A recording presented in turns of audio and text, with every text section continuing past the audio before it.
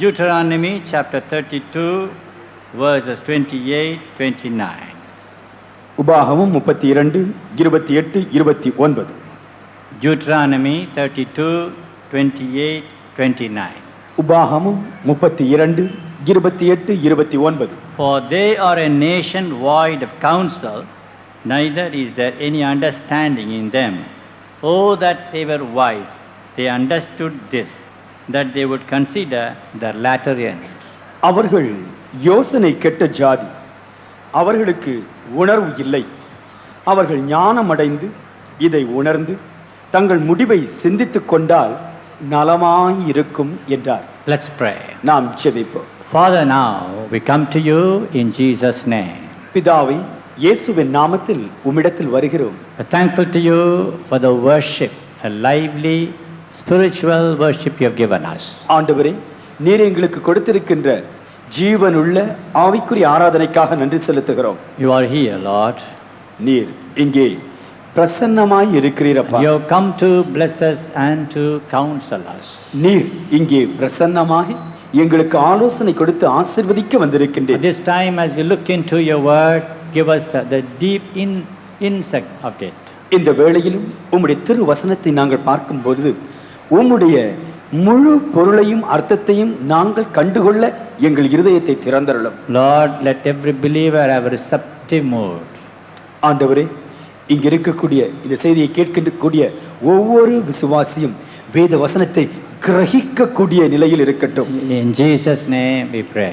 இயேசுவின் திருநாமத்தில் இந்த ஜெபத்தை ஏறெடுக்கிறோம் பிதாவே. Amen. Amen. Beware of your end. உங்கள் முடிவை குறித்து எச்சரிக்கையாய் இருங்கள். This was the warning God gave to the people of Israel. இஸ்ரவேல் ஜனங்களுக்கு தேவனாகிய கர்த்தர் கொடுத்த எச்சரிக்கை இதுவே. It would be good if they would consider their latter end. அவர்கள் தங்கள் முடிவை சிந்தித்துக் கொண்டால் நலமாயிருக்கும். The beginning of Christian life is easy. கிறிஸ்தவ வாழ்க்கையின் துவக்கம் ஒரு எளிய துவக்கம், மிக லகுவான துவக்கம். It has no sacrifice on our part to follow Jesus. மனிதர்களாகிய நாம் எந்த தியாகத்தையும் செய்து அவருடைய ரட்சிப்பை பெற்றுக்கொள்ள வேண்டிய அவசியமில்லை. It's simple acceptance of the salvation Jesus has provided for us. இயேசு ஏற்கனவே நமக்கு சிலுவையில் உண்டு பண்ணி இருக்கின்ற அந்த ரட்சிப்பை நாம் பெற்றுக்கொள்ள வேண்டும். அதுதான் நம்முடைய கடமை, வேறு எதுவும் இல்லை. But to keep it up and to continue till the very end is a tough job. ஆனால் அதை தொடர்ந்து காத்துக்கொண்டு கடைசி நாள் வரையிலும் அப்படியே முன்னேறுவது அது சற்று பொறுப்பு நிறைந்த கடினமான ஒரு காரியம். That's why Jesus said, he that endureth until the end shall be saved. ஆகவேதான் இயேசு சொன்னார், முடிவு பரியந்தம் நிலை நிற்கிறவனே ரட்சிக்கப்படுவான். We were saved, but we should be saved. நாம் ரட்சிப்பை பெற்றோம், ஆனால் அதே வேளையிலே ரட்சிப்பை இன்னும் முழுமையாய் பெற வேண்டும். Supposing I ask you a question, are you saved? உங்களை பார்த்து ஒரு கேள்வி கேட்பேன் என்றால், நீங்கள் ரட்சிக்கப்பட்டீர்களா என்றால், Surely you lift up both hands and say, I am saved. நிச்சயமாக ரெண்டு கரங்களை உயர்த்தி சொல்வீர்கள், பாஸ்டர் நான் ரட்சிக்கப்பட்டேன் பாஸ்டர்.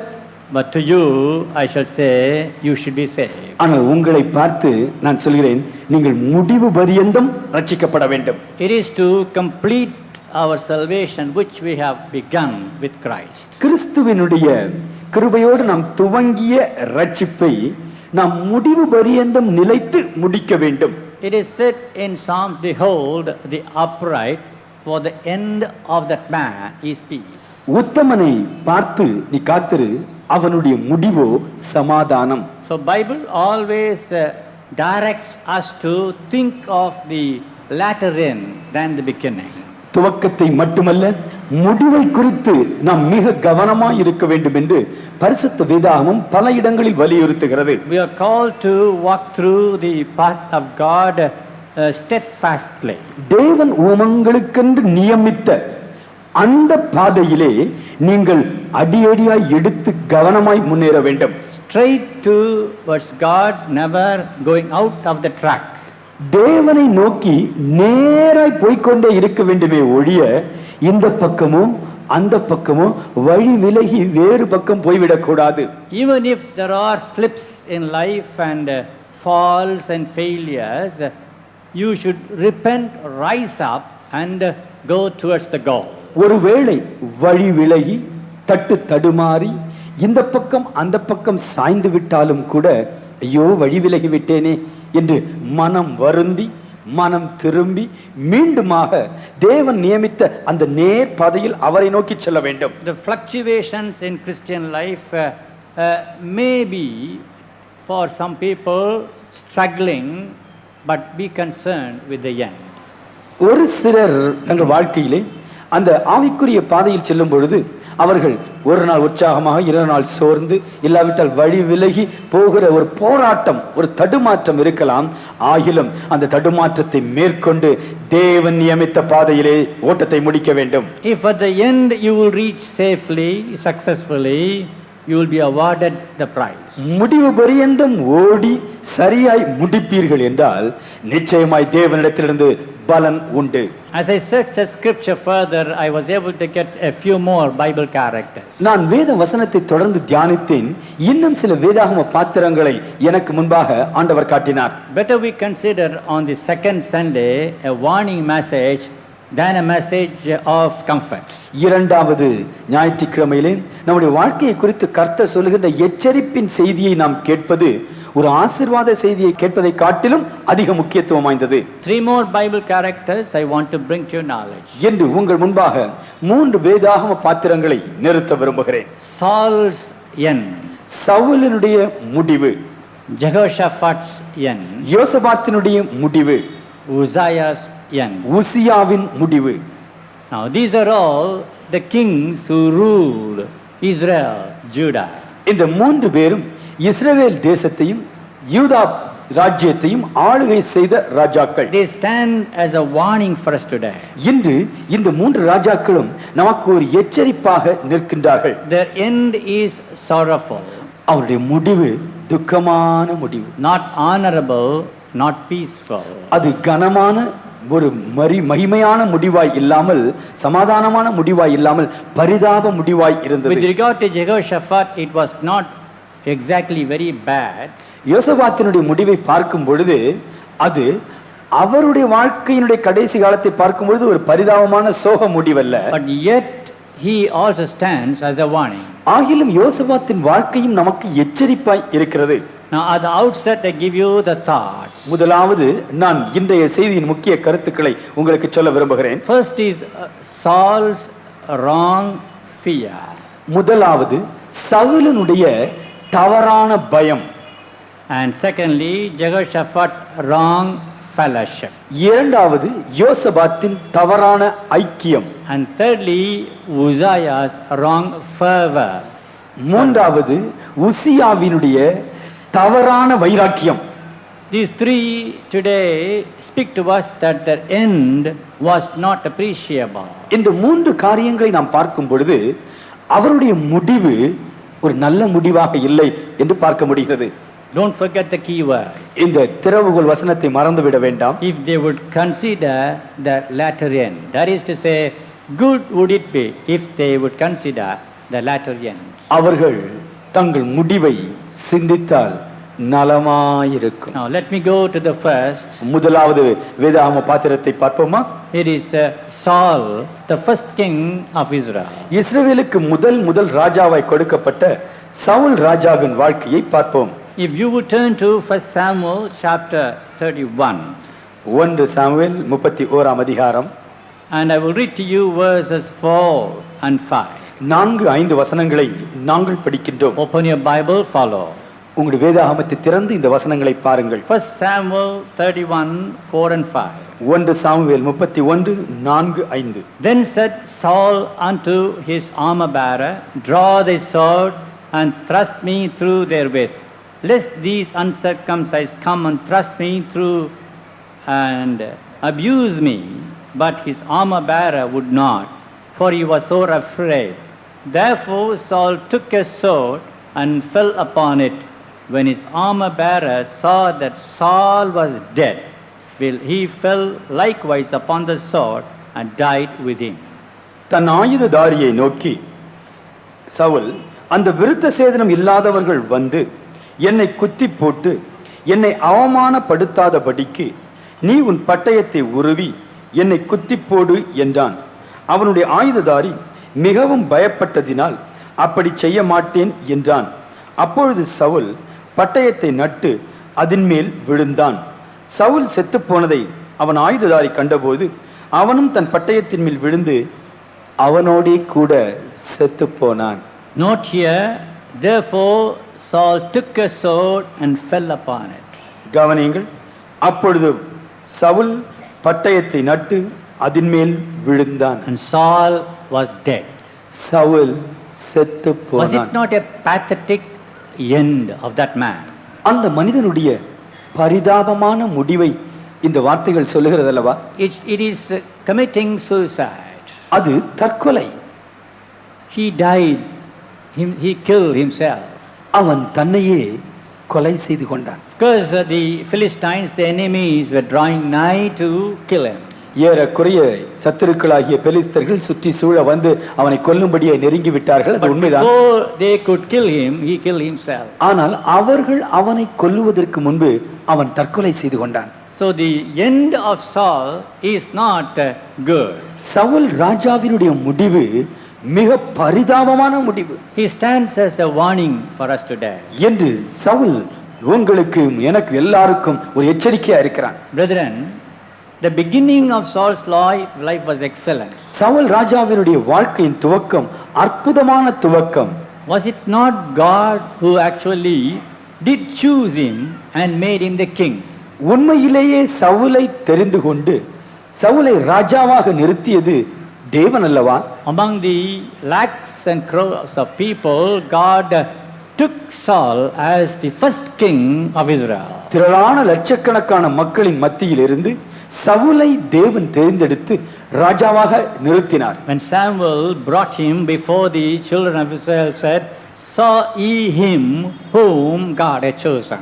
சாமுவேல் தீர்க்கதரிசி சவுலை இஸ்ரவேல் ஜனங்களுக்கு முன்பதாக கொண்டு வந்து நிறுத்திய பொழுது, கர்த்தர் தெரிந்து கொண்ட மனிதனை நீங்கள் பாருங்கள் என்று சொன்னார். All the people of Israel were below his shoulders. Saul மிகுந்த நெட்டையாய் உயரமாய் இருந்தபடியினால் இஸ்ரவேலில் இருந்த அத்தனை பேரும் அவருடைய தோளுக்கு கீழாகத்தான் இருந்தார்கள். He was a man of war, a valiant person. அவன் பராக்கிரமசாலி, யுத்த வீரன். And the beginning of his life was an example for us. Saul வாழ்க்கையின் துவக்க காலங்கள் நம் அத்தனை பேருக்கும் ஒரு நல்ல முன்மாதிரியான வாழ்க்கையாய் இருந்தது. Got a new heart. அவனுக்கு ஒரு புதிய இருதயம் கிடைத்தது. Got a new anointing. ஒரு புதிய அபிஷேகத்தை பெற்றுக்கொண்டான். Gift of prophecy. தீர்க்க தரிசன வரம் செயல்பட்டது. Didn't like post and power. அவனுக்கு ஒரு பெரிய பதவி, ராஜா என்ற தலைமை பதவி கிடைத்தது. அதன் மூலமாக பல வசதிகள் கிடைத்தன. Very humble. அதன் மத்தியிலும் மிகுந்த தாழ்மையாய் இருந்தான். And he behaved like Jesus Christ in holding his peace when he was blasphemed. மற்றவர்கள் அவனை கேவலமாய் பேசின பொழுதும் இயேசு கிறிஸ்துவை போல அவன் வாய் திறவாமல் காது கேட்காதவனைப் போல அமைதியாய் இருந்தான். If you read the life of Saul, you will note that the words that were used for Jesus were used for Saul. சவுலுடைய ஆரம்ப வாழ்க்கையை படித்து பார்க்கும் பொழுது இயேசு கிறிஸ்துவுக்கு என்ன வார்த்தைகள் அவருடைய வாழ்க்கையை சுட்டிக்காட்ட பயன்படுத்தப்பட்டனவோ அதே வார்த்தைகள் சவுலுக்கு பயன்படுத்தப்பட்டது. Jesus held his peace and you will note Saul held his peace. இயேசு கிறிஸ்து அவர் வாய் திறவாதிருந்தார். அதே போல சவுலுடைய வாழ்க்கையில் சொல்லப்பட்டிருக்கிறது, அவனோ காது கேளாதவன் போல் இருந்தான். It looked as if he was the Old Testament Jesus. அவனுடைய வாழ்க்கையின் தன்மையை பார்க்கும் பொழுது பழைய ஏற்பாட்டிலேயே இயேசுவின் சாயலில் வாழ்ந்தவன் போல் தோன்றுகிறது. But the end of that man was pathetic. அவ்வளவு நல்ல மனிதனின் முடிவு பரிதாப முடிவு. Such a man should he commit suicide and leave the world. அப்படிப்பட்ட ஒரு மனிதன் தற்கொலை செய்து உலகத்தை விட்டு போக வேண்டுமா? Is it possible? If it is possible for Saul, it is possible for anybody. இதெல்லாம் நடக்குமா என்ற ஒரு கேள்வி வரலாம்.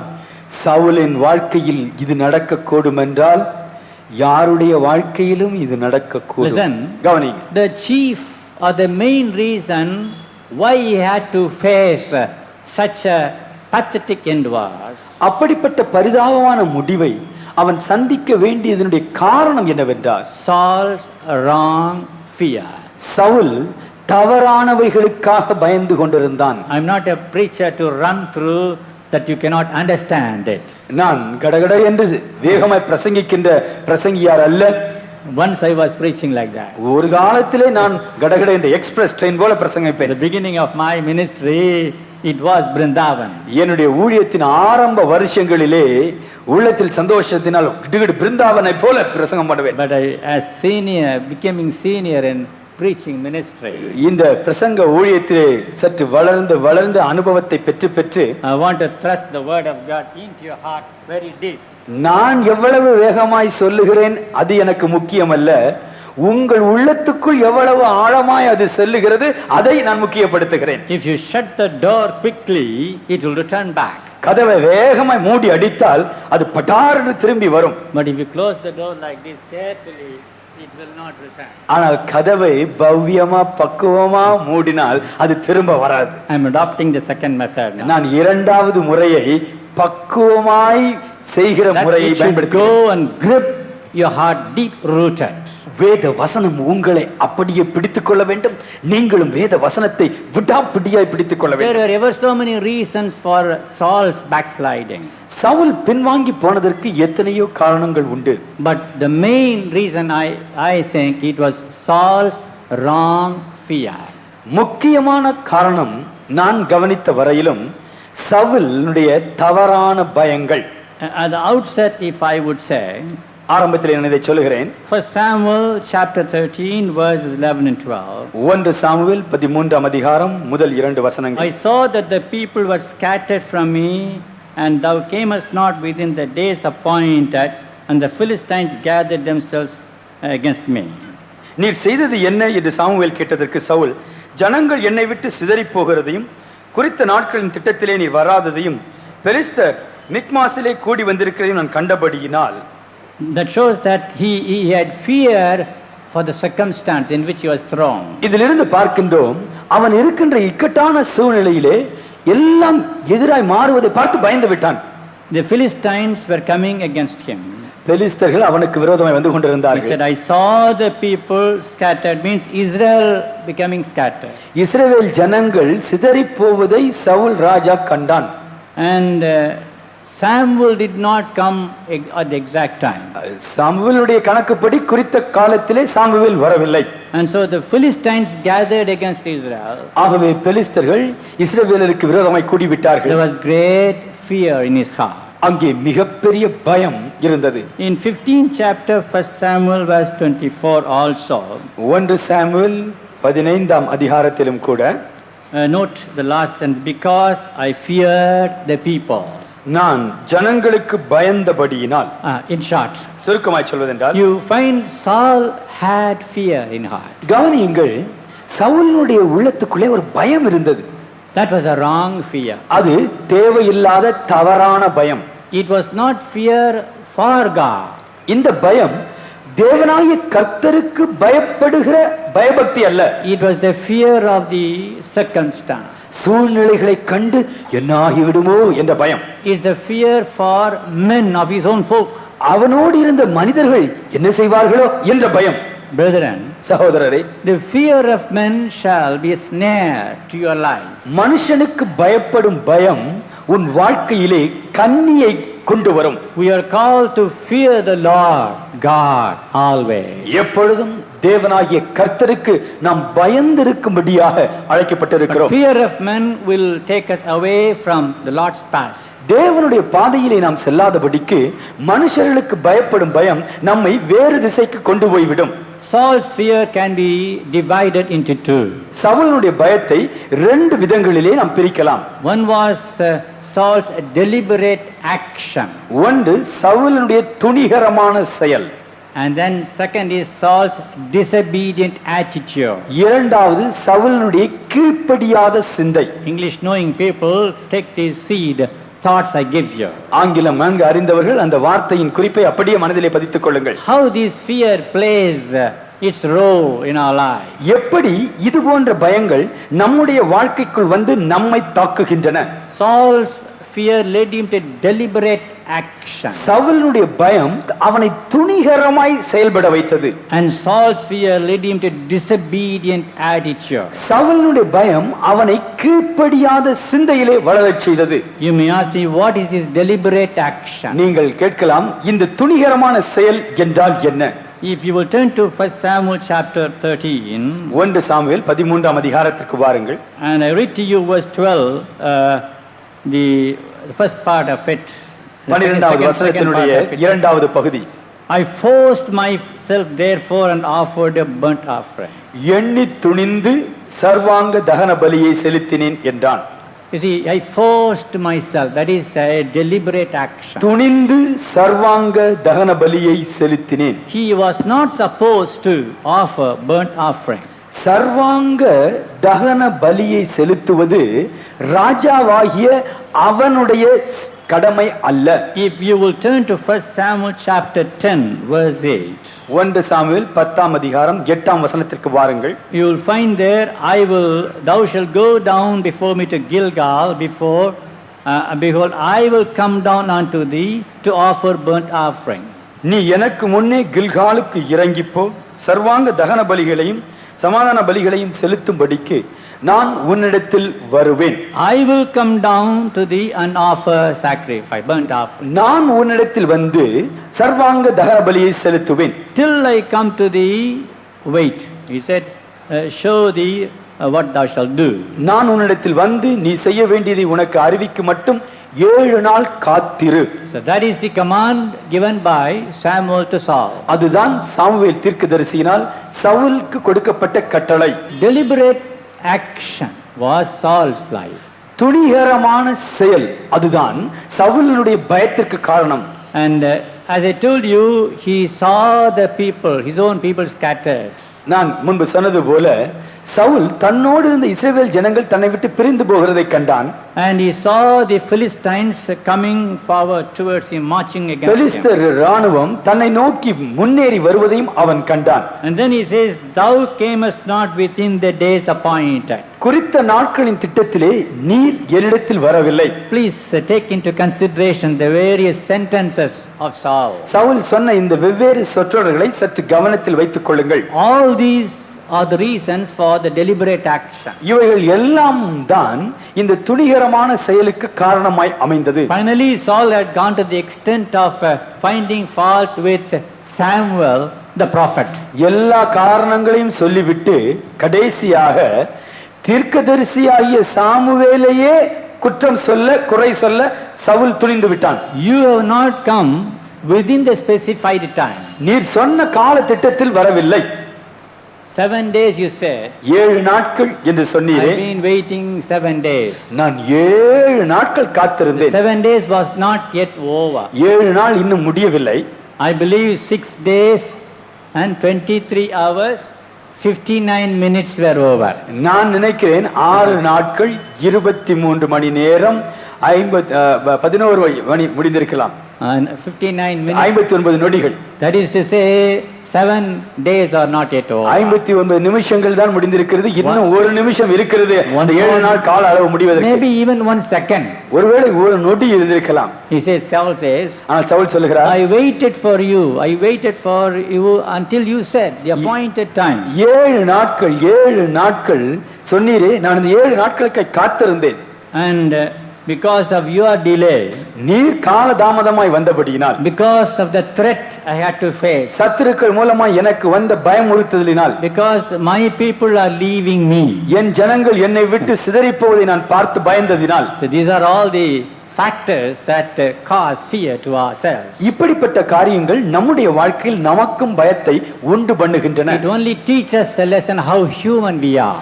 இவைகள் எல்லாம் நாம் சாதாரண சராசரி மனிதர்கள் தான் என்பதை நமக்கு நினைவூட்டுகிறது. When we think our strength is dwindling, நம்முடைய பலன் குன்றி போகிறது என்று நினைக்கும்போது, when we see our people leaving us, நம்மோடு இருந்தவர்கள் நம்மை விட்டு விலகுகிறார்கள் என்று பார்க்கும் பொழுது, when we become slowly a minority, நாம் கொஞ்சம் கொஞ்சமா இருந்த எண்ணிக்கையை விட்டு சிறுபான்மையாய் மாறும் பொழுது, and then when the promises of the people are not fulfilled, ஜனங்கள் கூட இருந்து உதவி செய்தேன் என்று சொன்னவர்கள் செய்யாமல் போகும் பொழுது, and then the threat is also increasing, சத்துருக்கள் இதுதான் சமயம் என்று முன்னேறும் பொழுது, a wrong fear comes. நமக்குள் ஒரு தவறான பயம் வருகிறது. That's not God's God-given fear. அது தேவன் அனுப்புகிற பயம் அல்ல. That's the fear against faith. அது விசுவாசத்திற்கு விரோதமான பயம். So Saul said, I forced myself and offered that sacrifice. ஆகவே சவுல் சொல்லுகிறார், நான் துணிந்து சர்வாங்க தகன பலியை செலுத்தினேன். Brother, sister, சகோதரனே சகோதரியே, for your bad end of your life, your deliberate action is the cause. உங்கள் பரிதாபமான முடிவுக்கு காரணம் உங்கள் துணிகரமான செயலே. God is speaking to some people. தேவன் நேரடியாக சிலரோடு பேசிக் கொண்டிருக்கிறார். You are called to be quiet, calm, undisturbed. நீங்கள் அமைதியாய் அமெரிக்கையாய் பதறாமல் இருக்க வேண்டும். What the people today calls tension. The same tension is the problem. என்று ஜனங்கள் அடிக்கடி சொல்ல, ஐயோ டென்ஷனா இருக்குன்னு சொல்ல, அந்த டென்ஷன் அது தேவையில்லாதது. You just go and have some conversation with the people, they talk and then they say we have tension. யார் இடத்துல பேசுங்களோ அவங்க சில நேரத்துல சொல்லுவாங்க, ரொம்ப டென்ஷனா இருக்குங்க. There's not a fellow who says without tension. Tension இல்லாத ஆளே இருக்க மாட்டாங்க போல. So Saul has got a tension now. இப்போது சவுலுக்கு ஒரு டென்ஷன் வந்து விட்டது. And so force himself to a wrong action. அவன் ஒரு தவறான செயலை செய்யும்படியே துணிந்து விட்டான். God is speaking to you. கர்த்தர் உங்களோடு பேசுகிறார். That is the wrong fear. அது தவறான பயம். Don't fear. அப்படி பயப்பட வேண்டாம். The Lord is with you. கர்த்தர் உங்களோடு இருக்கிறார். The Lord shall fight for you. கர்த்தர் உங்களுக்காக யுத்தம் He பண்ணுவார். will not leave you. கர்த்தர் உங்களை விட்டுவிட He மாட்டார். will not forsake you. கர்த்தர் ஒருபொழுதும் உங்களை கைவிட மாட்டார். Even if all people will leave you, Jesus will be with you. உங்களோடு இருப்பேன் என்று சொன்ன அத்தனை பேரும் காலை வாரி விட்டு போனாலும் காலை வாராத கர்த்தர் உங்களோடு இருப்பார். Hallelujah. Hallelujah. Clap to Jesus. கரங்களை தட்டி ஆண்டவருக்கு நன்றி செலுத்துவோம். Wonderful Lord. ஆண்டவருக்கு மகிமை உண்டாவதாக. God is good. God is கர்த்தர் great.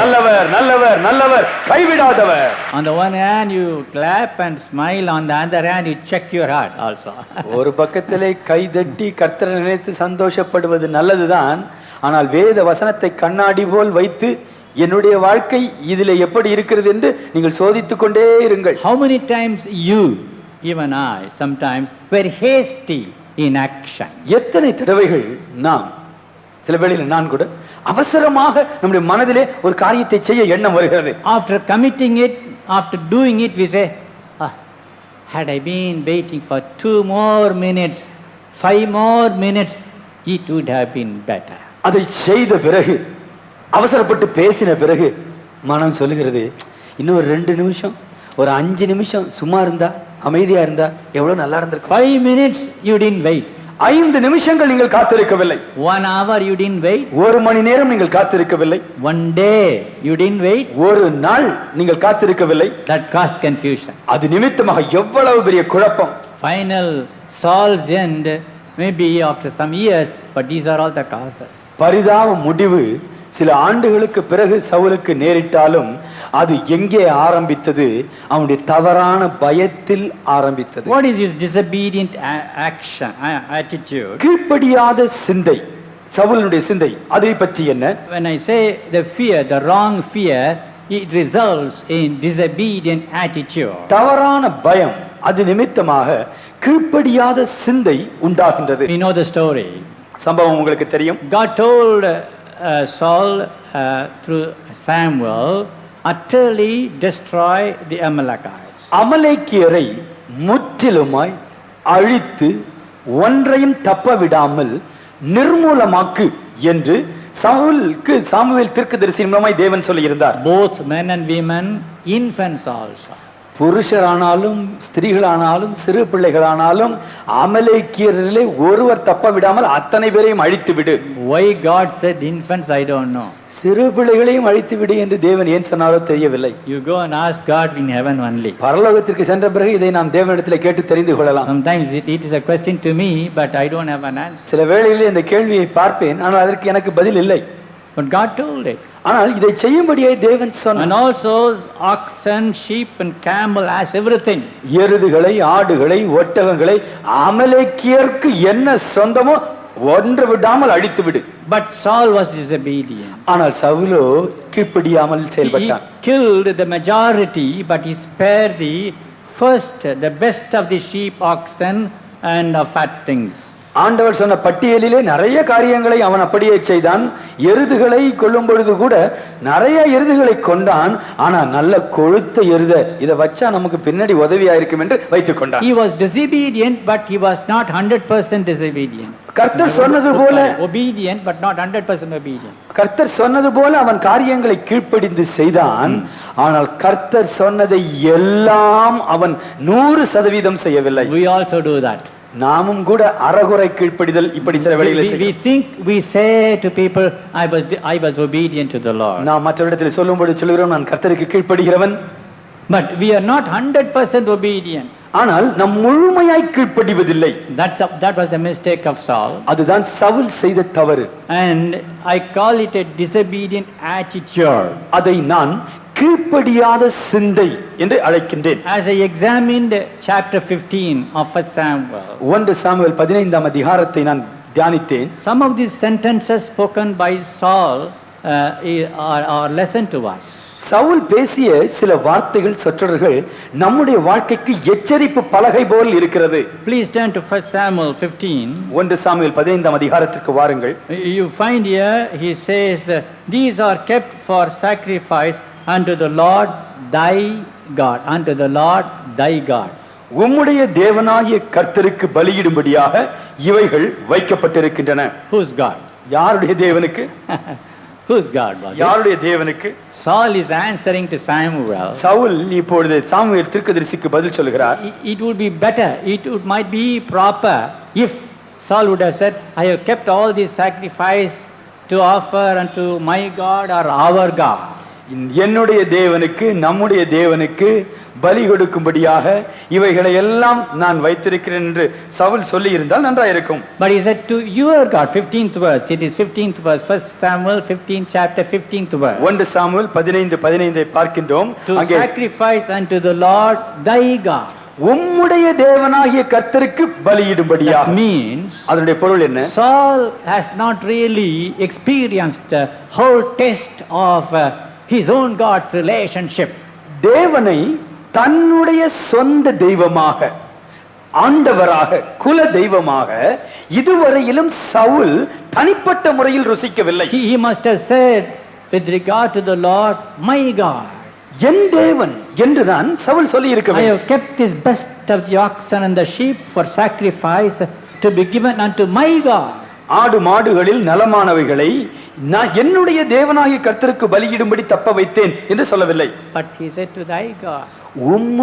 உன்னுடைய தேவனாகிய கர்த்தர். There itself we find how this disobedience takes place. அங்கே அதே இடத்திலே அந்த கீழ்ப்படியாமை எப்படி துவங்குகிறது என்று பார்க்கிறோம். You are not maintaining right close relationship with the Lord, communion with the Lord. தேவனோடு சரியான நல்லுறவை நீங்கள் பரிபாலிக்கவில்லை. Are you maintaining the close communion with the Lord to say my God? என் தேவன் என்று தனிப்பட்ட முறையிலே சொல்லக்கூடிய அளவுக்கு உங்கள் தனிப்பட்ட உறவு தேவனோடு சரியான நிலையில் இருக்கிறதா?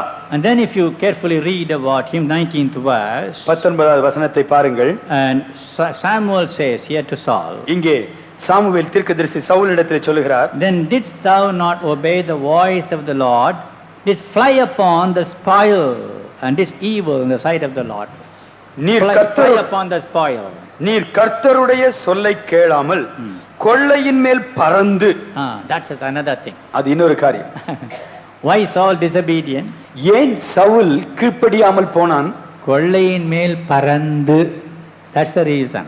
He was keeping his eye and flying upon the spoil. This fly upon the spoil. What a phraseology it was. பாருங்க, கொள்ளையை இங்க மட்டும் இல்ல, அப்படியே பறந்து இங்க அங்க நோட்டம் விட்டு பாக்குறது. He didn't say in an ordinary way you liked it. அதை பார்த்து இது நல்லா இருக்க என்று நினைக்கவில்லை. But you did fly upon the spoil. அவன் அப்படியே கண்ணை வைத்து முடிஞ்ச உறிஞ்சிருப்பான் போல இருக்கு. அப்படியே deep covetousness it is. அது இச்சை, அது பார்த்த உடனே கபளீகரம் செய்கிறது போன்றது. Disobedient attitude to the voice of Lord comes because you are flying upon some evil. உங்களுடைய வாழ்க்கையிலே கீழ்ப்படியாம இருப்பதற்கு காரணம் என்ன? தேவனுக்கு பிரியமில்லாத பொல்லாத காரியத்தின் மீது கண்ணை வைத்து இச்சித்து அதை அப்படியே இழுத்துக்கொள்ள விரும்புகிறாய். Your heart is set upon that something good for you.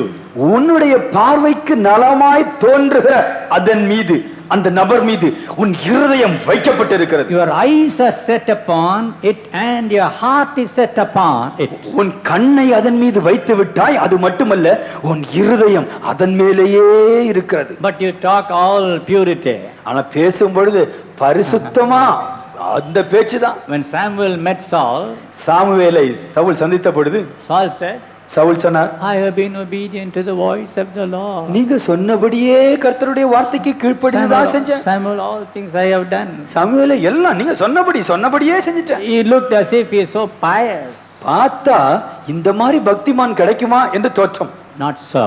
அப்படி அல்ல. But in the heart of heart, you set your desire upon the spoil. ஆனால் உள்ளத்தின் ஆழத்திலே அந்த கொள்ளையின் மேல் இருதயத்தை வைத்து விட்டான். Another thing he did was, Saul செய்த இன்னொரு காரியம், he has accused the people.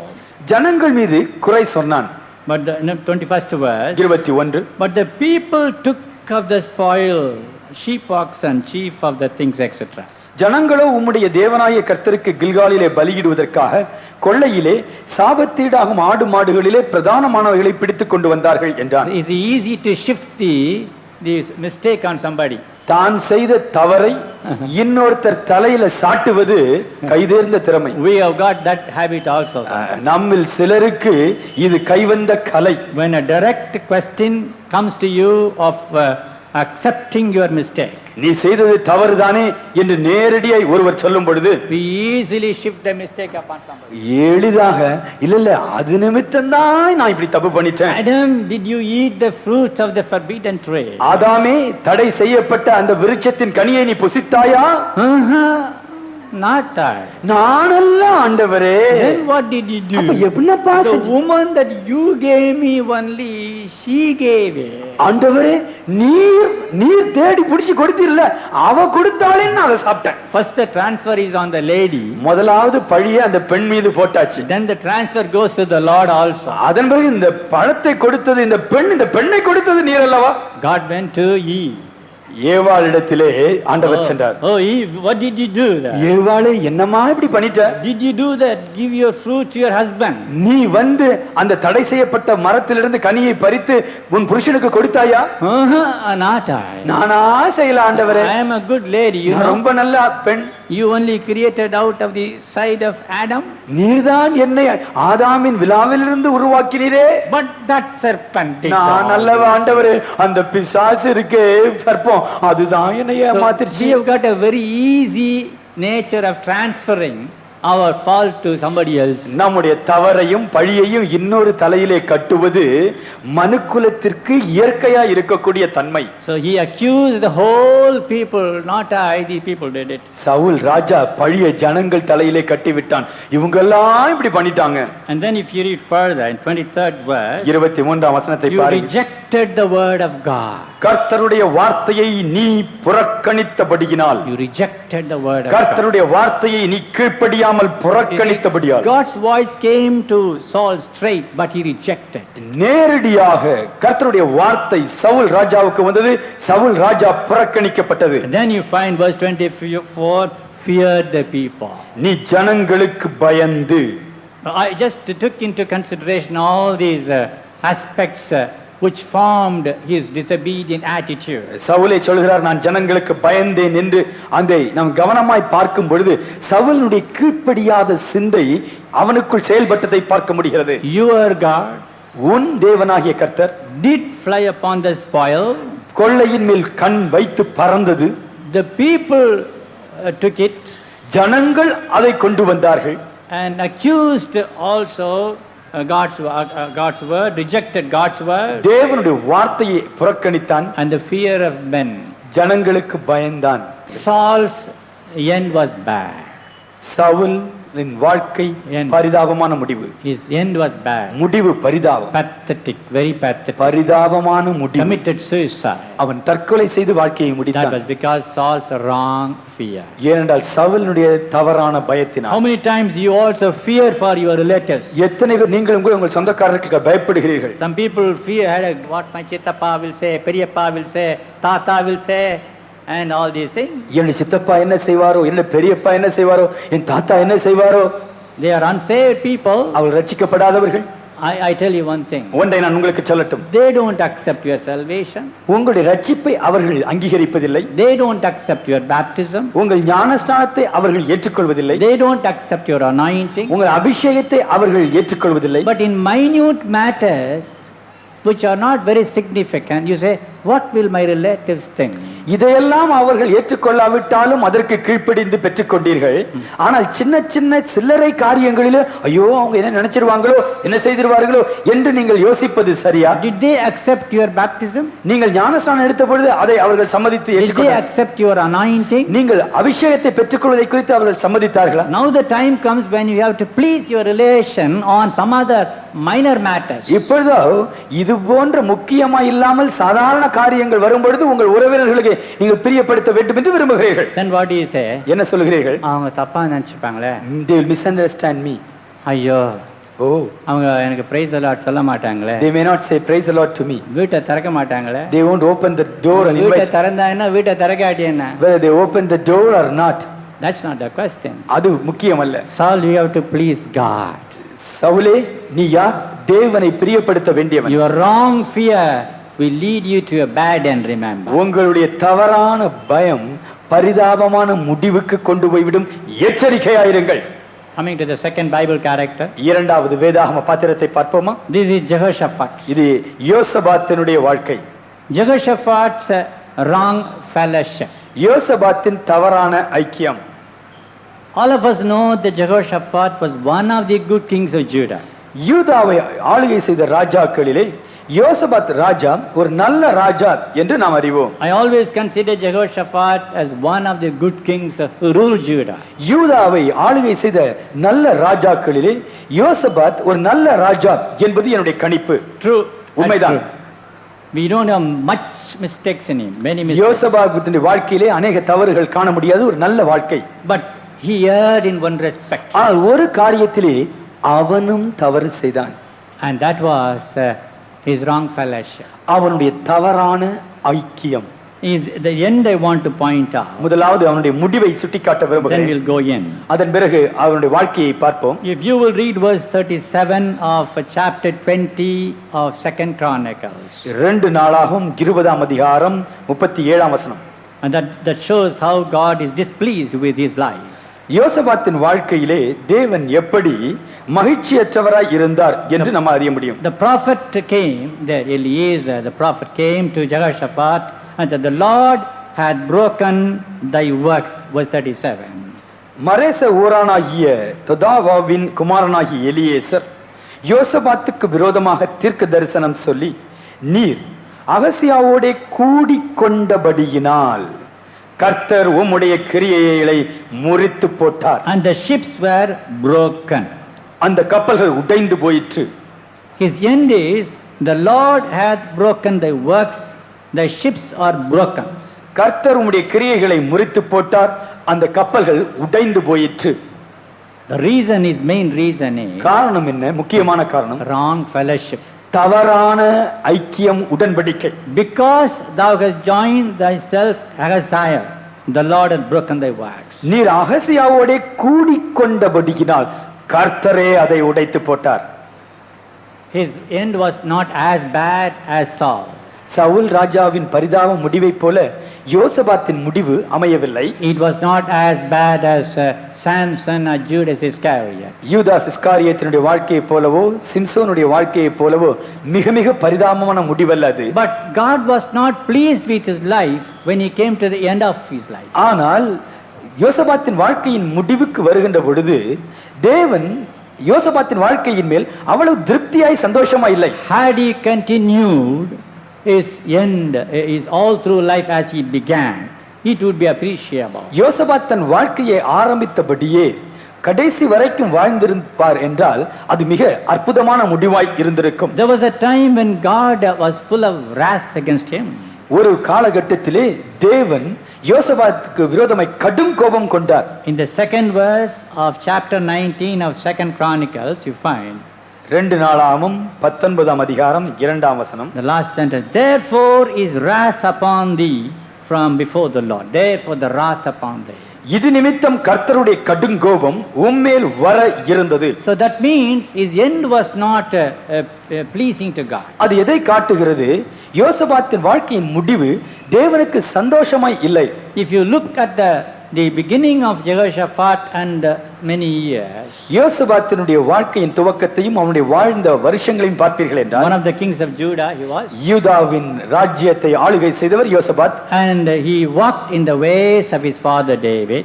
தன் தகப்பனாகிய தாவீதின் வழிகளில் யோசபாத் நடந்தார். The Lord was with him. கர்த்தர் யோசபாத்துக்கு துணை நின்றார். His heart was lifted up in the way of the Lord. கர்த்தருடைய வழிகளிலே பின்பற்றி செல்லும்படியாய் யோசபாத்தின் இருதயம் உற்சாகம் கொண்டது. He sent preachers, scribes to the cities and towns and preached the people. தன்னுடைய தேசத்தின் எல்லா பட்டணங்களுக்கு அவன் தேவனுடைய வார்த்தையை அறிவிக்கக்கூடிய வேதபாரகர்களை பிரசங்கிமார்களை அனுப்பினான். He built cities and towers also. அது மட்டுமல்ல, தன்னுடைய தேசத்தை பாதுகாக்கும்படியாய் பட்டணங்களையும் காவல் கோபுரங்களையும் கட்டினான். All his good works were mentioned in 2nd Chronicles 17th chapter. அவருடைய எல்லா நற்கிரியைகளும் 2 நாளாகவும் 17ஆம் அதிகாரத்தில் நம்மால் காண We முடியும். praise God for Jehoshaphat's life. யோசபாத்தினுடைய வாழ்க்கைக்காக நாம் கர்த்தருக்கு ஸ்தோத்திரம் He சொல்ல was வேண்டும். not a bad man. அவர் ஒரு கெட்ட மனிதர் அல்ல. But his end, the latter end of his life is a warning for us. ஆகிலும் அவருடைய வாழ்க்கையின் முடிவு நமக்கு ஒரு எச்சரிக்கை. That God's wrath come upon him and he also broke the works of his hand. கர்த்தருடைய கடுங்கோபம் யோசபாத் மீது உண்டாகியது. அது மட்டுமல்ல, கப்பல்கள் மூழ்கடிக்கும்படியாக கர்த்தர் அவருடைய கிரியைகளை முறித்து போட்டார். Coming to the point, குறிப்பிற்கு வருகிறேன். 2 things with regard to his wrong fellowship. அவருடைய தவறான ஐக்கியத்தை குறித்து 2 காரியங்களை சொல்ல I விரும்புகிறேன். call it profane companionship. Jehoshaphat, profane, unholy companionship. முதலாவது, நான் அசுத்தமான நட்பு. Then you find a proud capability. அதன் பிறகு பெருமையான தன்னுடைய காரியங்களை குறித்து ஒரு திறமையை குறித்து நம்பிக்கை. Good man had these bad 2 qualities. அநேக காரியங்களில் நல்ல மனிதன், ஆனால் இந்த 2 கெட்ட குணங்கள் அவனுக்குள் I இருந்தன. call it profane companionship. அசுத்தமான நட்பு. You may ask me, how do you say that? அதை குறித்து எப்படி சொல்கிறீர்கள் என்று கேட்கலாம். 1 or 2 verses I read. 1-2 வசனங்களை படிக்கின்றேன். 2nd Chronicles 18th chapter. 2 நாளாகமம் 18ஆம் அதிகாரம். In fact, we have to read chapter 18 first verse, second verse and third verse. Better you read in Tamil, please. 2 நாளாகமம் 18ஆம் அதிகாரத்திலே முதல் 3 வசனங்கள். யோசபாத்துக்கு மிகுந்த ஐஸ்வர்யமும் கனமும் உண்டாயிருந்தது. அவன் ஆகாபோடே சம்பந்தம் கலந்து சில வருஷங்கள் சென்ற பின்பு சமாரியாவில் இருக்கிற ஆகாபிடத்திற்கு போனான். அப்பொழுது ஆகாப் அவனுக்கும் அவனோடு இருக்கிற ஜனத்திற்கும் அநேகம் ஆடு மாடுகளை அடிப்பித்து கீலேயாத்தில் உள்ள ராமோத்திற்கு வரும்படி அவனை ஏவினான். எப்படியெனில், இஸ்ரவேலின் ராஜாவாகிய ஆகாப் யூதாவின் ராஜாவாகிய யோசபாத்தை நோக்கி, கீலேயாத்தில் உள்ள ராமோத்துக்கு என்னோடே வருகிறீரா என்று கேட்டதற்கு அவன், நான் தான் நீர், நான் தான் நீர், என்னுடைய ஜனங்கள் உம்முடைய ஜனங்கள், உம்மோடே கூட யுத்தத்திற்கு வருகிறேன் என்றான். Look at his profane companionship. யோசபாத்தினுடைய அசுத்தமான நட்பை பாருங்கள். He joined affinity with Ahab. First verse. முதல் வசனத்தை பார்க்கிறோம். பொல்லாத ராஜா ஆகாப், அவனோடு சிநேகம். Ahab was the king of Israel. இஸ்ரவேல் தேசத்துக்கு ஆகாப் ராஜாவாக இருந்தான். Jehoshaphat was the king of Judah. இன்னொரு பகுதியாகிய யூதா பகுதிக்கு யோசபாத் ராஜாவாக இருந்தார். God didn't like the life of Ahab. Ahab ராஜாவின் வாழ்க்கை தேவனுக்கு பிரியமற்ற வாழ்க்கை. There is one bad sentence used about Ahab. ஆகாபை குறித்து ஒரு மிக கேவலமாய் சொல்லக்கூடிய ஒரு சொற்றொடர் பயன்படுத்தப்பட்டிருக்கிறது. And that verse was not used about any other king. வேறு எந்த ராஜாவை குறித்தும் வேதாகமம் அப்படி மோசமாய் வர்ணிக்கவே இல்லை. 1 Kings chapter 21 1 ராஜாக்கள் 21ஆம் அதிகாரம் and verse 25. ஒன்று ராஜாக்கள் 21:25. These are all messages based on Bible, please.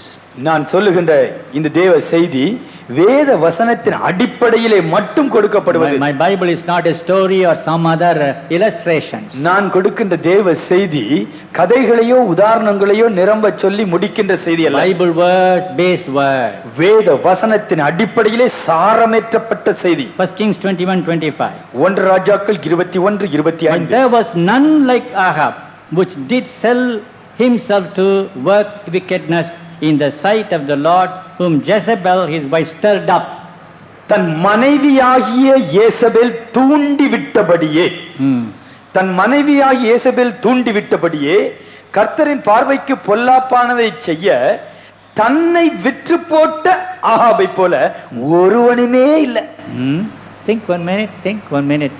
இந்த வசனத்தை கொஞ்சம் யோசித்து பாருங்க. There's nobody else, no other person, no other king like Ahab. உலகத்திலேயே இந்த ஆகாப் ராஜாவை போல மனைவி வார்த்தையை கேட்டு தன்னை விற்று போட்டவன் இல்லவே இல்லை. Selling himself to work wickedness. Selling, that is not just doing it, selling himself to work wickedness. ஏதோ மனைவி சொன்னான்னு ஒண்ணு செய்யறதல்ல, அவ சொன்னான்ட்டு தன்னையே வித்துட்டான். There are people like that. ஒரு சிலர் இப்படி இருக்கிறார்கள், மனைவி தவறானதை சொன்னாலும் அதை செய்வதற்கு தன்னை விற்கிறவர்கள். I don't only mean wife. நான் மனைவியை மட்டும் நான் சொல்லவில்லை. What I mean is the depth of wickedness. அது எதை காட்டுகிறது? அந்த மனிதன் எவ்வளவு தூரம் பொல்லாப்பு செய்ய துணிந்து விட்டான் பாருங்கள். There is a limit for wickedness. ஒரு தவறு செய்கிறான், துன்மார்க்கமாய் செய்கிறான், ஏதோ அதுக்கு ஒரு அளவு உண்டு. But with regard to Ahab, he sold himself to the wickedness. ஆனால் இங்கே பாருங்கள், ஆகாபை குறித்து அவன் தன்னை முற்றிலுமாய் பொல்லாப்பு செய்ய விற்று விட்டான். யோசபாத், you should know who is that Ahab. அந்த ஆகாப் ராஜா எப்படிப்பட்டவன் என்று யோசபாத்தே நீ அறிந்திருக்க வேண்டும். He is not one who simply slipped in life.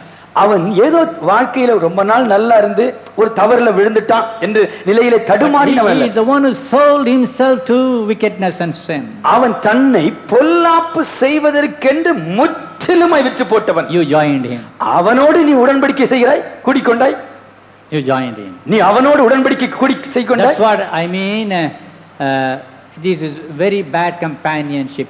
ஆகவேதான் நான் சொன்னேன் அசுத்தமான நட்பு என்று சொன்னேன். In English people used to say, ஆங்கிலத்தில் இப்படியாய் சொல்வார்கள், tell me your friends, I'll tell you who you are. உன் நண்பர்கள் யார் என்று சொல், நீ எப்படிப்பட்டவன் என்று நான் உனக்கு சொல்வேன். If you want to know the integrity of a person, you can see his friendship. ஒரு மனிதன் உத்தமனா என்று நீங்கள் அறிந்து கொள்ள விரும்புகிறீர்களா? அந்த மனிதன் யாரோடெல்லாம் நட்பு கொண்டிருக்கிறார், உட்கார்ந்து பேசுகிறார் என்று பாருங்கள். அதிலிருந்து இந்த ஆள் எப்படின்னு தெரிஞ்சிடும். All his friends will reveal this man. கூட உட்கார்ந்து பேசுற ஆளை பார்த்தாலே இந்த ஆள் எவ்வளவு மட்டம்னு தெரியும். This man may look a better man, good man, perfect man outside as he stands alone.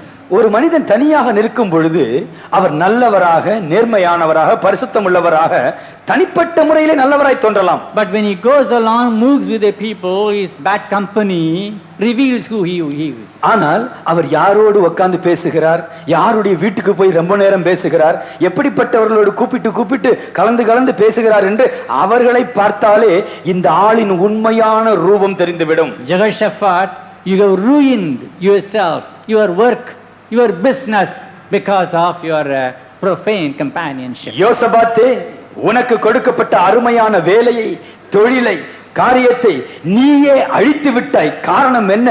அநியாயக்காரர்களோடு நீ நட்பு வைத்து சம்பந்தம் வைத்தாய். You see a word in verse 2 in chapter 18 of 2 Chronicles. 2 நாளாகவும் 18ஆம் அதிகாரம் 2ஆம் வசனத்தை பாருங்கள். Ahab said to Jehoshaphat, persuaded him, English it says, persuaded him to go up with him. Persuaded him. Ahab யோசபாத்தை நயமாய் நைஸா பேசி வரும்படி கூப்பிட்டான். He's not just asking Jehoshaphat, would you like to come with me for shopping? நான் கடைக்கு போறேன் யோசபாத், என் கூட வர்றீங்களா? அப்படிலாம் இல்ல. That's easy to go. அப்படி கேட்டா பரவாயில்ல, சரி ஓடி போலாம் அப்படின்னு. That is to say, first satisfy him with good food, best dinner, five-star hotel dinner. எப்படி இவனை மாட்ட வைக்கலாம்னு சொல்லிட்டு முதல்ல அழைச்சி போய் நல்ல 5 ஸ்டார் ஹோட்டல்ல மூக்கு முட்டை சாப்பாடு போட்டு I have killed sheep, oxen for him in abundance. ஆடு வேணுங்கிறவங்களுக்கு ஆடு, மாடு வேணுங்கிறவங்களுக்கு மாடு, உனக்கு என்ன வேணுமோ நான் தர்றேன் அப்படின்னு சொல்லி Varieties are there, Jehoshaphat, take anything you want. யோசபாத், உனக்கும் உன் கேங்குக்கும் என்ன வேணும்பா, எல்லாம் சப்ளை பண்றேன். How much you want to take, anything, ice cream, all desserts you take. நீ ஆசைப்பட்டதெல்லாம் சொல்லி நான் தர்றேன், ஐஸ்கிரீமா போய் சாப்பிடு. And then they say, அதெல்லாம் பேசின பிறகு, would you like to come with me to fight against Ramoth Gilead, please? இங்க பாரு, என் கட்சியில சேர்ந்துரு, போய் எதிரிய தோக்கடித்து அவனை கொன்னு ஆட்சியை பிடிப்போம், என் கேங்ல சேர்ந்துறியா? You see the answer, Jehoshaphat, oh poor fellow you are. இங்கே பாருங்கள், யோசபாத் விவரம் தெரியாம வார்த்தையை விடுறாரு. I am as thou art and my people as thy people. நான் தான் நீர், என் ஜனங்கள் உம்முடைய ஜனங்கள். கொஞ்சம் ருசி காட்டிட்டா போதும், சிலர் பொத்துன்னு விழுந்துருவாங்க அங்கேயே. If you give something, that's all. People's decision making process is clouded and they end up making bad decisions. ஒரு கப் ஐஸ்கிரீம் போதும் சிலருக்கு.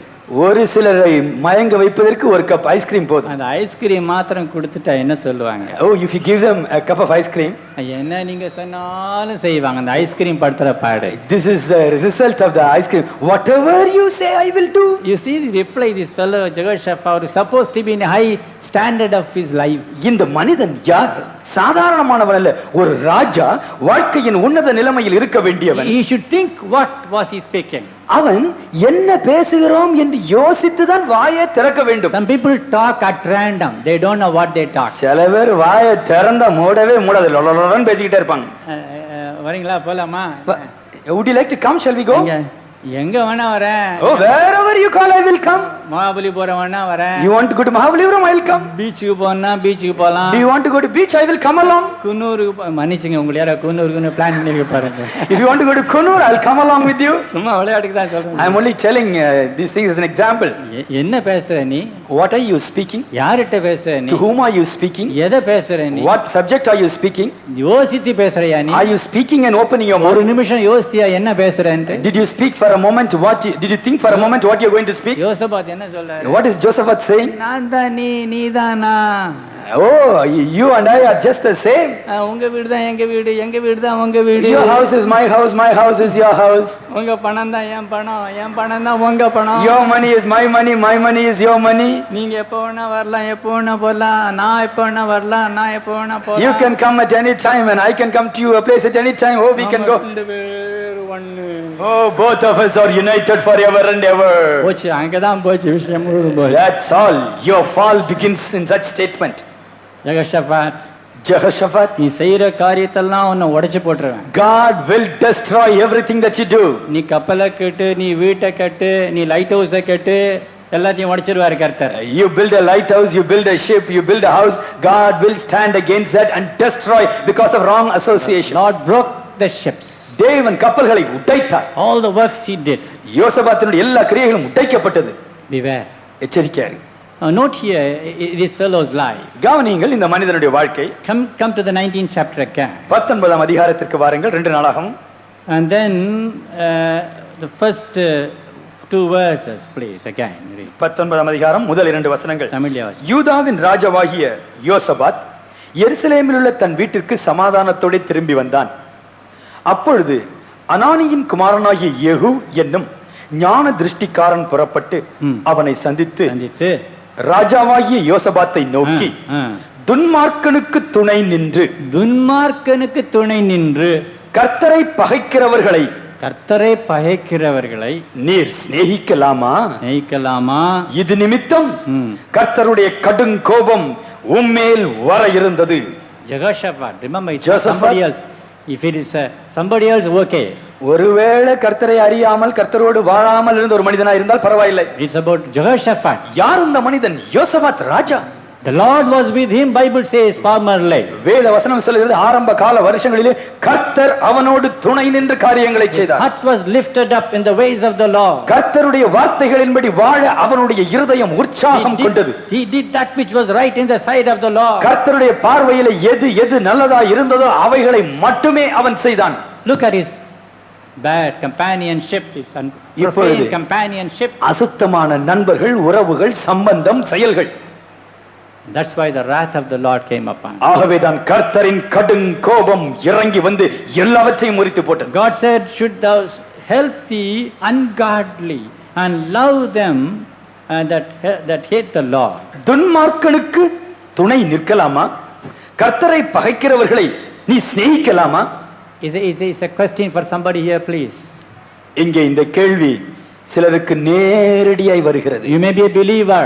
நீங்கள் ஒரு விசுவாசியா இருக்கலாம். You may be a man anointed with the Holy Ghost. பரிசுத்த ஆவியின் அபிஷேகத்தை பெற்ற மனிதனாய் நீங்கள் இருக்கலாம். You are talking in tongues. நீங்கள் அந்நிய பாஷையிலே பேசுகிற அனுபவத்தை பெற்றவர். You are even serving the Lord. நீங்கள் கர்த்தருக்கு ஊழியம் செய்கிற முழு நேர ஊழியராய் God இருக்கலாம். speaks to you today. கர்த்தர் உங்களோடு நேரடியாய் பேசுகிறார். How about your fellowship? நீங்கள் யாருக்கு துணை சேர்ந்து சம்பந்தம் கலந்து நட்போடு Who இருக்கிறீர்கள்? is your friend? உன்னுடைய நண்பன் யார்?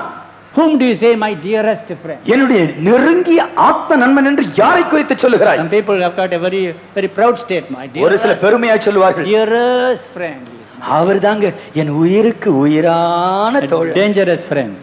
ஆபத்து உயிரே போய் Man who spreads a snare at your feet.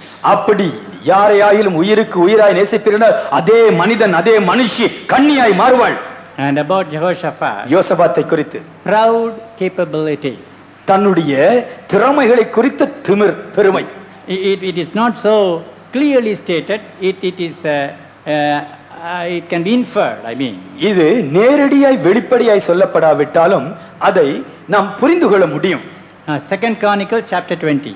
2 நாளாகவும் 20ஆம் அதிகாரம். We don't have time. 35 to 36 you read. 35 36 Only in வசனங்கள். Tamil.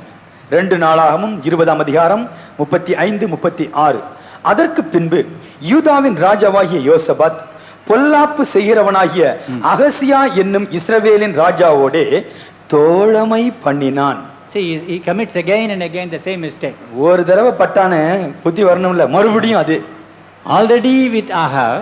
ஏற்கனவே முன்னாடி இருந்த அக்கிரமக்காரன் ஆகாவோடு சிநேகம். Then again with Ahaziah. இப்பொழுது பொல்லாப்பு செய்கிறவனாகிய அகாசியாவோடு தோழமை. He joined himself with him to make ships, we read.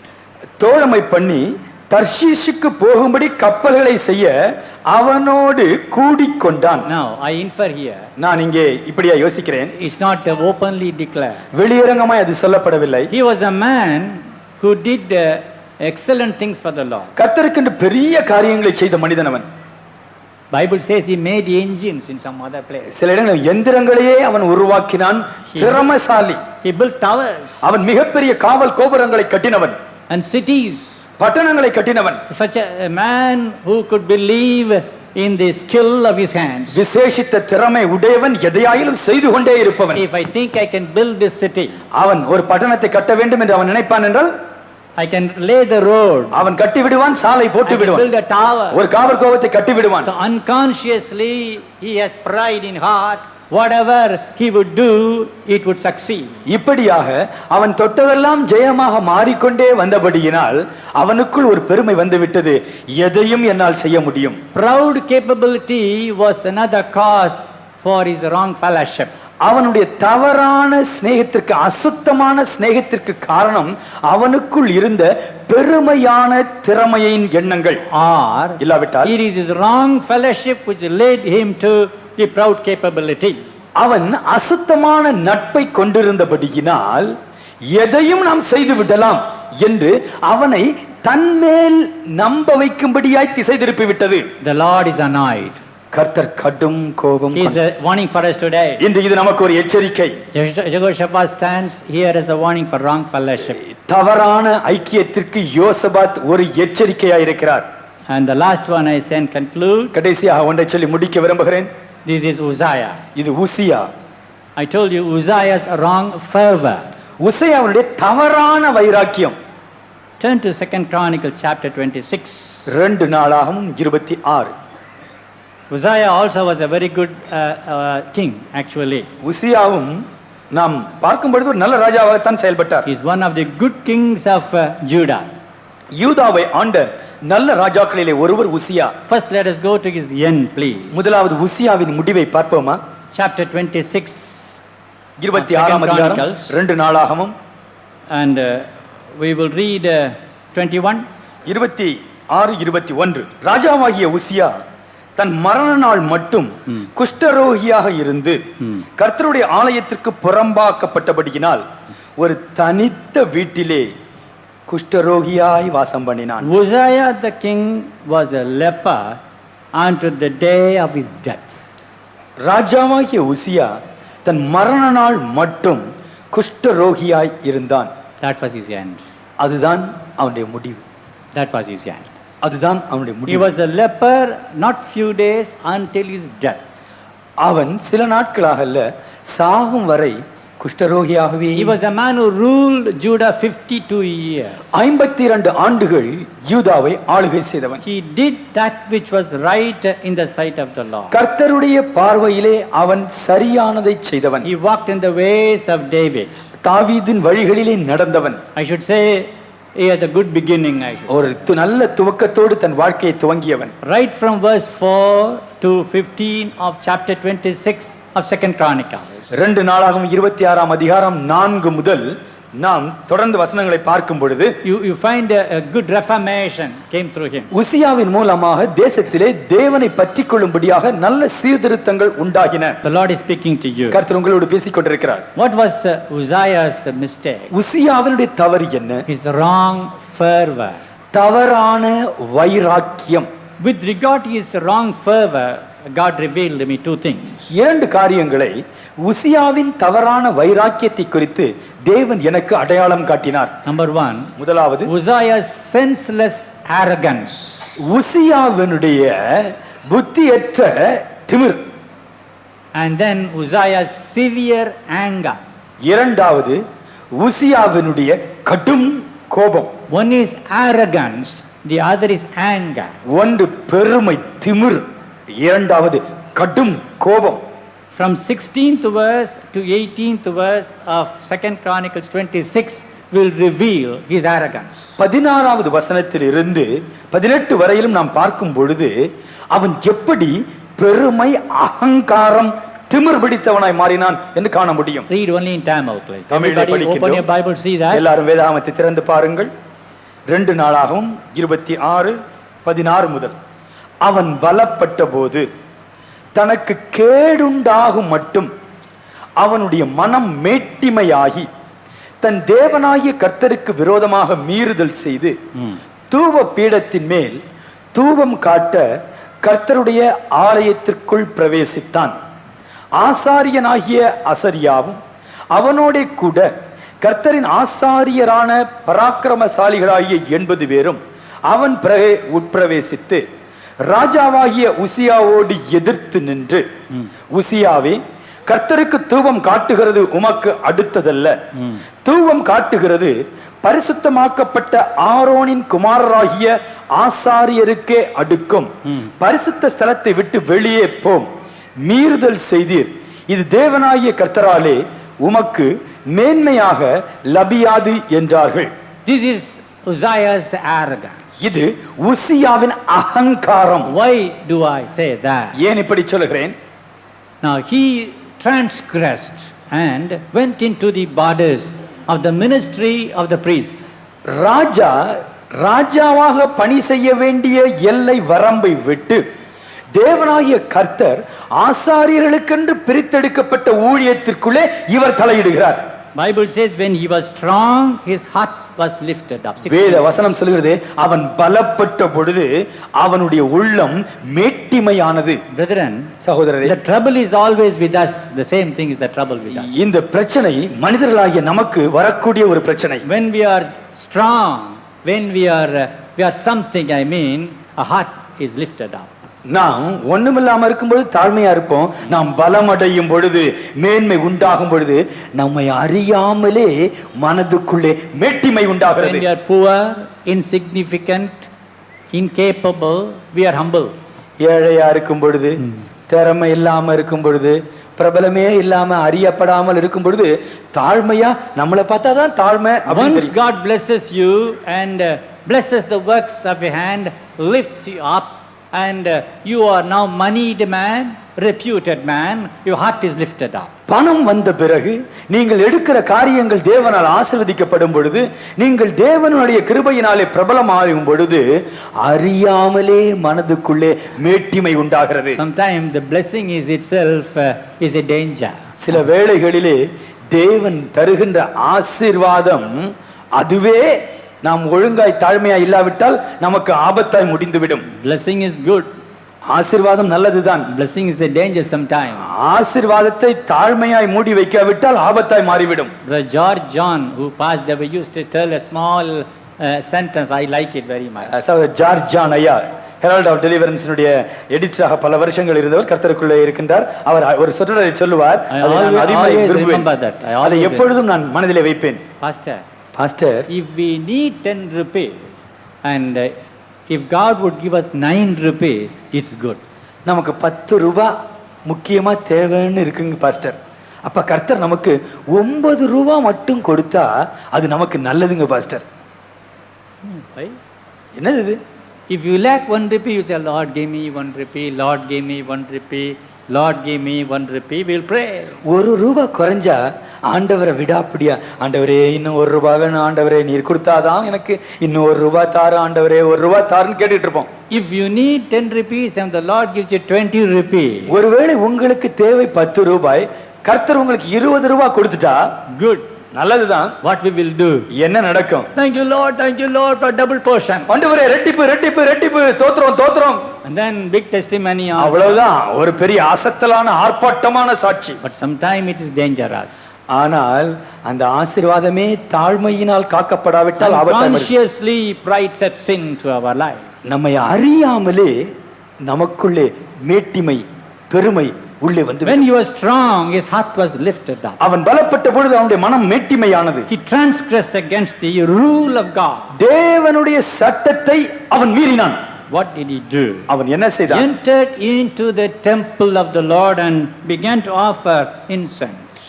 தூபம் காட்டும்படியாய் கர்த்தருடைய ஆலயத்திற்குள்ளே துணிகரமாய் பிரவேசித்தான். that is not his work. அது அவனுடைய வேலையே இல்ல. that is not Uzziah's work, king's work. ராஜாவினுடைய வேலை கர்த்தர் ஆசாரியர்களுக்கு கொடுத்ததில் தலையிட வேண்டிய அவசியம் இல்லை. when the priests entered in and pushed him out of the church, கர்த்தருடைய ஆசாரியர்கள் அந்த தேவனுடைய ஆலயத்திலிருந்து, ராஜா நீங்க இதை வர செய்யக்கூடாது, இங்க வரக்கூடாது என்று அவரை வெளியே அனுப்பினார்கள். the priest said, this is only for Aaron and his sons, their work, not your work. ஆசாரிய ஊழியம் ஆசாரியனும் அவனுடைய குமாரனுமாகிய ஆரோனுக்கு கொடுக்கப்பட்ட ஊழியம். ஐயா தயவு செய்து இதுல தலையிடாதீங்க. you want a verse clarification for it? உங்களுக்கு இதை நன்றாக நீங்க அறிந்து கொள்ள விரும்புகிறீர்களா? Numbers 16:40. எண்ணாகமம் 16:40. Numbers 16:40. எண்ணாகமம் 16:40. and this was the command, rule given by God. தேவனே கொடுத்த கட்டளை இது. 16:40. ஆரோனின் புத்திரராய் இராத அந்நியன் ஒருவனும் கர்த்தருடைய சந்நிதியில் தூபம் காட்ட வராதபடிக்கும். note here 18th chapter 7th verse. 18 Numbers 7. எண்ணாகமம் 18:7. ஆகையால் நீயும் உன்னோடே கூட உன் குமாரரும் பலிபீடத்துக்கும் திரைக்கு உட்புறத்துக்கும் அடுத்த எல்லாவற்றையும் செய்யும் பொருட்டு உங்கள் ஆசாரிய ஊழியத்தை காத்து சேவிக்க கடவீர்கள்.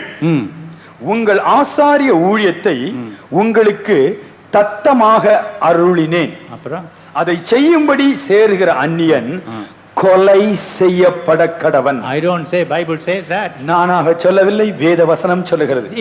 It's a work given to the priest. இது ஆசாரியர்களுக்கு என்று மட்டும் பிரத்யேகமாக கொடுக்கப்பட்ட வேலை. You see, servants of God's work is honorable. தேவ ஊழியர்களுக்கு என்று கொடுக்கப்பட்ட வேலை மேன்மையான ஒரு பொறுப்பு. And so what a servant of God should do, he should do, and others need not come near. தேவனுடைய ஊழியர்கள் எதை செய்ய வேண்டுமோ அதை அவர்கள் செய்வார்கள், மற்றவர்கள் தலையிடக்கூடாது. But when we take other man's job, other man's responsibility, then all problems come. மற்றவர்களுக்கென்று தேவன் வைத்திருப்பதை, பொறுப்பை இச்சித்து நீங்கள் எடுக்கும் பொழுது பெரிய விபரீதங்கள் உங்களுக்கு நேரிடும். There is an arrogance in the heart of Uzziah. That's why all problem. உசியா ராஜாவின் உள்ளத்திலே இப்போ ஒரு அகங்காரம் வந்து விட்டது. அதனாலதான் பிரச்சனையே. Note one more thing. கவனியுங்கள். It's not only arrogance. அது பெருமை மேட்டிமை மட்டுமல்ல. 26 chapter 2nd Chronicles again. மீண்டுமாக 2 நாளாகம் 26ஆம் அதிகாரத்திற்கு வாருங்கள். You see severe anger, not an anger, severe anger on the part of this man Uzziah. இந்த உசியா ராஜா கடும் கோபம் கொண்டான். 1920 தமிழ்ல 1920. 19 20வது. Everybody listen. கவனிங்கள். 2 நாளாகவும் 26 19 20 வசனங்கள். அப்பொழுது உசியா கோபம் கொண்டான். அவன் தூப கலசத்தை தன் கையிலே பிடித்து ஆசாரியரோடே கோபமாய் பேசுகிற போது. எப்படி பேசினா? கோபமா பேச. ஆசாரியனோடு கோபமா பேசக்கூடாது. You should not speak to the priest with anger. ஊழியக்காரனோடு கோபமா பேசக்கூடாது. You should not speak to the servant of God with anger. சிலருக்கு ஊழியக்காரனோடு எப்படி பேசணும்னு தெரியாது. Some people don't know how to speak to the servant of God. சில விசுவாசிகள் கூட ஊழியக்காரரை விட அதிகமான துணியில பேச நான் பார்த்திருக்கிறேன். I have seen some believers raising their voice even as they speak to the servant of God. அது அவங்களுக்கு தீமையா இருக்கு. That will be a bad thing for them. திரும்பி வாசிங்க. அப்பொழுது உசியா கோபம் கொண்டான். அவன் தூப கலசத்தை. உசியா ராஜாதான். உசியா யாரு? ராஜாதான். ராஜாதான். வாசிங்க. அவன் தூப கலசத்தை தன் கையிலே பிடித்து ஆசாரியரோடே கோபமாய் பேசுகிற போது ஆசாரியருக்கு முன்பாக கர்த்தருடைய ஆலயத்திலே தூப பீடத்தின் முன் நிற்கிற அவனுடைய நெற்றியில் குஷ்டரோகம் தோன்றிற்று. எச்சரிக்கையாயிருங்கள்.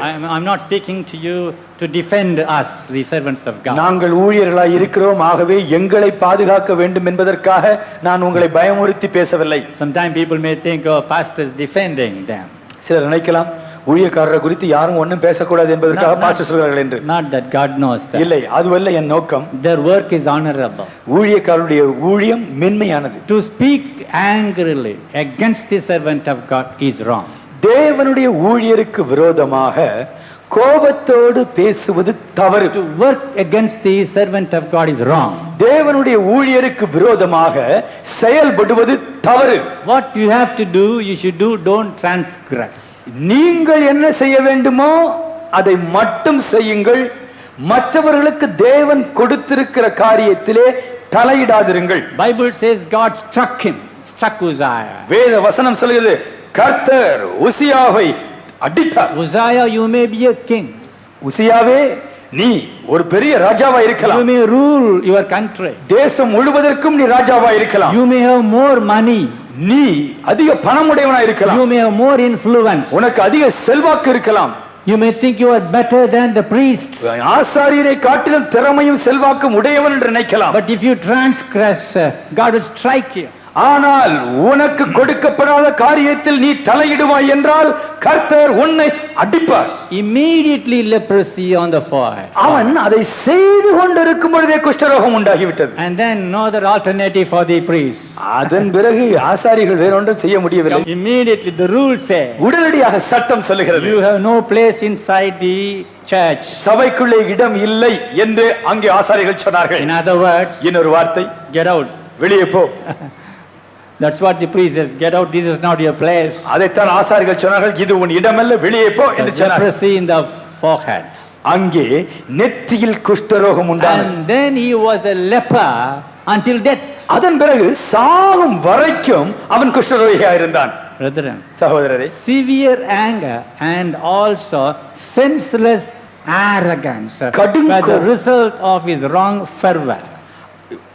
உசியா ராஜாவினுடைய தவறான வைராக்கியத்திற்கு காரணம் என்ன? கடும் கோபம், புத்தி இல்லாத அகங்காரம். I conclude. நான் முடிக்கின்றேன். நான் முடிக்கின்றேன். Beware of your end.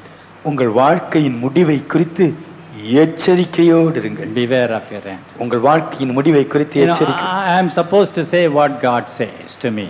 கர்த்தர் சபை மக்களுக்கு எதை சொல் என்று என்னிடத்தில் சொல்லுகிறாரோ அதை அப்படியே உங்களுக்கு சொல்லி உங்களை ஆசீர்வாதமான முடிவுக்கு வழிநடத்துவது என் கடமை. Because sometimes the Lord speaks to me through a still small voice. சில வேளையிலே கர்த்தர் என் காதிலே அமர்ந்த மெல்லிய The words I heard were, beware of your end. என்னுடைய காதிலே ஒரு சத்தம் கேட்டது, உன் முடிவை குறித்து சிந்தித்துக்கொள். Everybody. எல்லாரும் Shall எச்சரிப்பார். we all close our eyes? I'm going to pray for you. உங்களுக்காக விசேஷமா ஜெபிக்க போகிறேன். 1 minute, search your heart. ஒரு நிமிஷம் கர்த்தருடைய சந்நிதியிலே ஒவ்வொருவரும் இருதயத்தை சோதித்து பாருங்கள். Everybody search your heart. ஒவ்வொருவரும் சோதித்து What பாருங்கள். about my end? என்னுடைய முடிவு எப்படிப்பட்டதா இருக்க You போகிறது? had a good beginning. ஒரு நல்ல ஆரம்பம் இருந்தது, There were some fluctuations in the middle. ஆனால் இடையிலோ தடுமாற்றங்கள். But now God speaks to you, beware of your end. இப்பொழுது கர்த்தர் சொல்கிறார், உன் முடிவை குறித்து எச்சரிக்கையாயிரு. So let not our end be as that of one of these kings whom we considered. தேசத்தை ஆளுகை செய்த ராஜாக்களின் பரிதாபமான முடிவைப் போல நம்முடைய வாழ்க்கை ஒருபொழுதும் முடியக்கூடாது. Till the end. முடிவு பரியந்தம் ரட்சிக்கப்பட You வேண்டும். kindly pray, தயவு செய்து ஒவ்வொருவருக்காய் ஜெபியுங்கள். Lord, ஆண்டவரே, give me grace to hold on to you till the very end. கடைசி வரை உம்மையே பற்றி நல்ல முடிவை காண உதவி செய்யும். To keep up my standard. என்னுடைய ஆவிக்குரிய வாழ்க்கையின் தரத்தை கடைசி வரை காக்க உதவி செய்யும். Last breath. Till கடைசி மூச்சு வரையிலும் ஆண்டவரே, last drop of blood. என் கடைசி சொட்டு ரத்தம் I must சிந்தும். be living for Jesus. இயேசுவே, உமக்காக மட்டுமே நான் வாழ வேண்டும்.